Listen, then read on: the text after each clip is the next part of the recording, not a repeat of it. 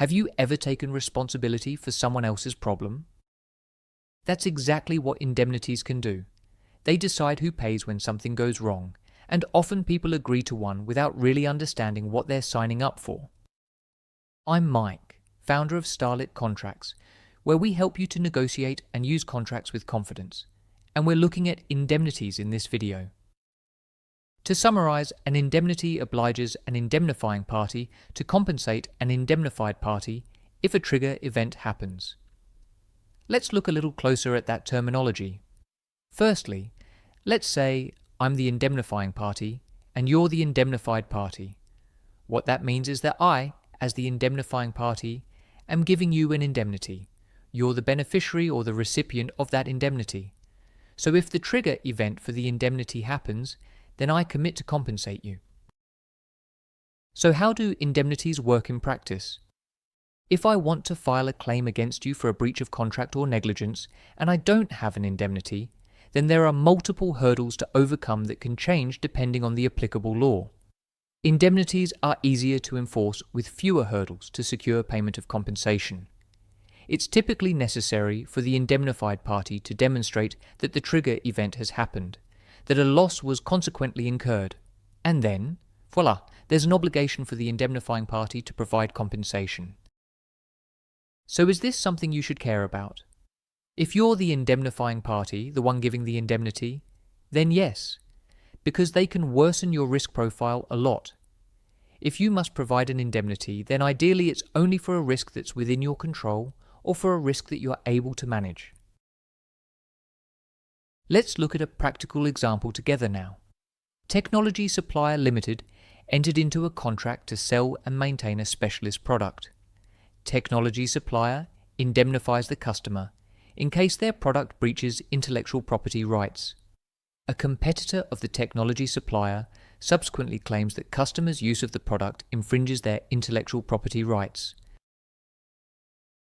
Let's look at what can go right from a customer perspective. When the customer receives the claim, they may think, hang on, we purchased this product from the technology supplier and have only used it in the way we agreed. It shouldn't be the case that we're infringing anyone's intellectual property rights. This is a fair expectation and is the reason why customers often want a supplier to indemnify them in case this scenario happens. In this case, with a well-worded indemnity clause, technology supplier is obliged to compensate the customer. The technology supplier may also work with the competitor to get a license, if needed, to enable the customer to use the product and try to minimize disruption. And what could go wrong for the supplier in this case? The risk is that the customer takes actions independently without consulting the technology supplier.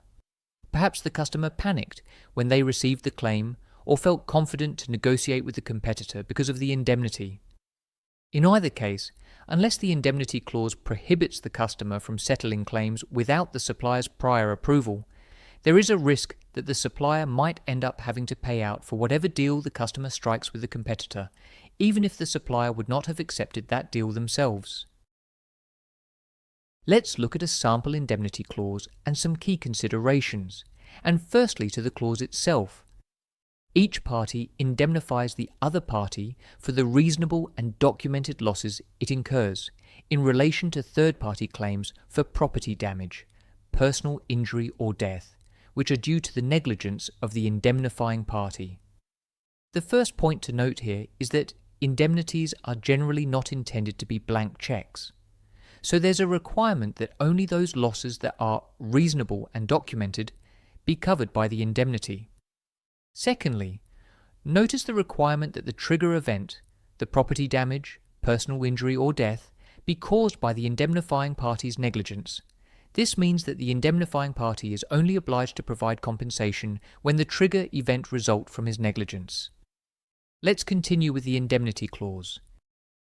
An indemnified party will notify the indemnifying party of third-party claims promptly, will not accept liability, and will allow the indemnifying party to settle and defend the claim.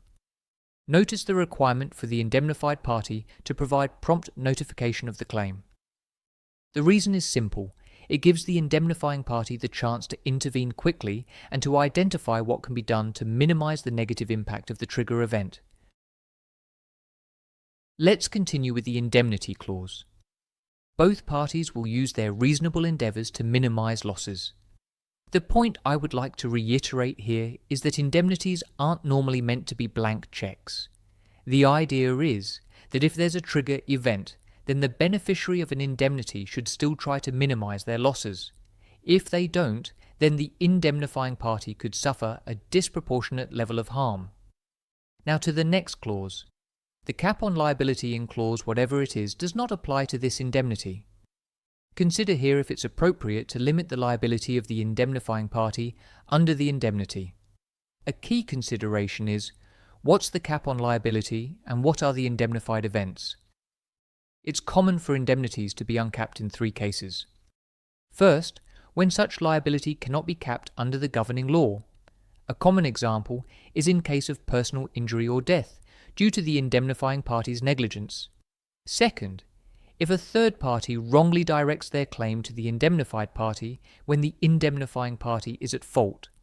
And third, when capping liability would unfairly or significantly limit compensation for the losses that the indemnified party could incur, such as for an infringement of intellectual property rights. To wrap up, treat indemnities with caution. Make indemnities focused and fair when possible so they deal with real controllable risks. Decide whether liability caps apply to the indemnity or if they're to be carved out, and use two-way indemnities when it's fair for both sides. If a risk can't be managed by either party, consider mitigating the risk with insurance and/or through other practical measures.